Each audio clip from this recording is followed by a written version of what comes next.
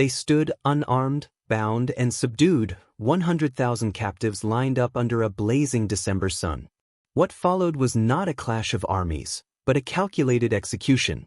The year was 1398, and the man behind it was Timur, known as Tamerlane, arguably the most feared conqueror of the late medieval Islamic world.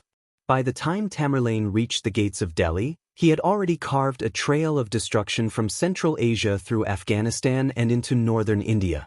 His campaign was not one of conquest alone, it was one of terror, and Delhi was its next victim.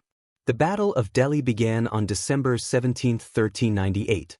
The defending army of the Delhi Sultanate, led by Sultan Nasiruddin Mahmud Shah Tughlaq, was vast but hastily assembled. Many of its soldiers were elephants armored in chainmail and spikes. According to the chronicler Yazdi in the Zafarnama, Timur's strategy neutralized this threat by loading his camels with straw, setting them ablaze, and sending them into the enemy lines, throwing the elephants into chaos. The Delhi forces disintegrated. The city was left defenseless. But the massacre did not begin during the battle, it came after. Tamerlane had captured over 100,000 mostly Hindu prisoners during his march. Once in Delhi, he feared they might rebel during the occupation. According to contemporary Persian sources like Nizam al-Din Shami and later corroborated by Arab historian Ibn Arabshah, Timur issued a chilling command: all 100,000 prisoners were to be killed in a single day. Executioners worked methodically through the night. Chains rattled. Bodies fell in heaps. No exceptions were made, not for the elderly, nor for children, nor for women. Ibn Arabshah later wrote, "The sword of his wrath spared neither the weak nor the strong." This was not mere bloodlust. It was psychological warfare. The scale of death delivered a brutal message to all who might consider defiance. Resistance meant annihilation.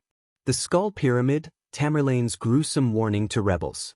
When the people of Isvahan rebelled against Timur in 1387, they could not have imagined the scale of the retribution that would follow. What began as a surrender quickly transformed into one of the most horrifying massacres in medieval history, one immortalized not in chronicles alone, but in pyramids of human skulls. Isfahan, a wealthy and culturally vibrant city in Persia, had initially submitted to Timur without resistance. Known as Emir Timur, the Central Asian warlord had already subdued much of the Iranian plateau. His administrators were stationed in the city, collecting tribute and enforcing order. But soon after, an uprising erupted. Local citizens reportedly killed a detachment of Timur's occupying troops, an act that, in his doctrine of vengeance, demanded absolute and public punishment. According to the 15th century historian Sharaf ad-Din Ali Yazdi in his official biography Zafarnama, Timur responded with precision and merciless resolve. He ordered a general massacre of the population. Yazdi records that 70,000 people were executed. Other chroniclers of the time, including the Arab historian Ibn Khaldun, placed the number as high as 200,000. But it was not simply the number of the dead that stunned the Islamic world, it was how their remains were used. After the slaughter, 28 towers built from human skulls were raised around the city. Each tower was composed of hundreds, even thousands, of heads. The intent was unmistakable. This was a warning to any city or province tempted to rebel. These ghastly structures were not chaotic heaps. They were methodically constructed, reportedly stacked by rank, soldiers, civilians, clerics, all arranged with grim precision. Eyewitnesses and later travelers to the region attested that skulls remained visible for years. Timur never disavowed these actions. On the contrary, Yazdi's Zafarnama frames them as part of Timur's larger mission to restore order through fear. His policy was clear: defiance would be answered not with negotiation, but annihilation. The skull pyramids of Isfahan were no mere aftermath, they were monuments of warning. Buried alive, the fate of defeated soldiers. They believed his word. They surrendered without resistance, on the condition that their blood would not be spilled. But they did not understand what Timur meant when he agreed to spare their blood. In 1400, during the siege of Shivas, the central Anatolian city witnessed one of the most horrifying betrayals in medieval warfare: 3,000 soldiers buried alive by Timur's forces. Shivas, known historically as Sebastia, was a fortified city under the control of the Ottoman allied Iretanid Emirate, governed at the time by a Turkmen garrison loyal to the Sultan of the Mamluk Sultanate. When Timur, known as Sahib Chiran or Lord of the Auspicious Conjunction, invaded Anatolia as part of his western campaigns, Shivas stood in his path. After a brief siege, the defenders, believing they could preserve their lives, agreed to surrender. Timur is recorded by the Persian chronicler Sharaf ad-Din Ali Yazdi in the Zafarnama as having promised the defenders that no blood would be spilled. But his interpretation of the promise was chilling. Instead of killing the garrison by the sword, he ordered 3,000 soldiers to be buried alive.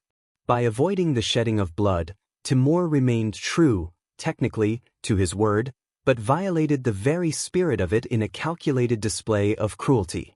Eyewitness accounts are limited, but Yazdi's detailed descriptions leave no ambiguity. The prisoners were thrown into large trenches, which were then filled in while they were still alive. This act of calculated terror was not merely a punishment, it was a strategic signal to other Anatolian cities and rulers. Submission offered no guarantee of mercy. The horror of Shivas sent shockwaves through the region. Cities that had considered resistance quickly reconsidered. The psychological warfare Timur waged was often more devastating than the physical destruction his armies caused. His reign of terror did not rely only on mass executions or burning cities, it also rested on distortions of honor and twisted definitions of mercy. By burying prisoners alive, Timur turned his promises into tools of deception. At Shivas, the earth itself became the executioner. And long after the last breath was smothered beneath the soil, the memory of that betrayal endured. Timur's campaigns were not mere wars of expansion, they were deliberate exhibitions of fear, etched in fire and bone. Cities did not fall, they were erased.